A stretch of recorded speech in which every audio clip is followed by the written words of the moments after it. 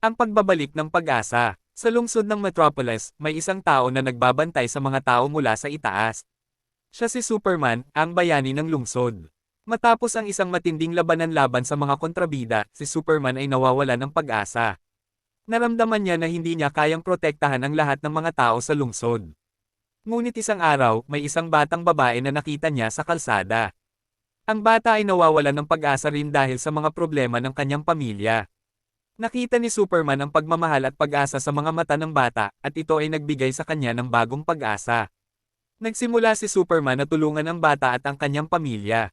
Ginamit niya ang kanyang mga kapangyarihan upang matulungan silang makabangon mula sa kanilang mga problema.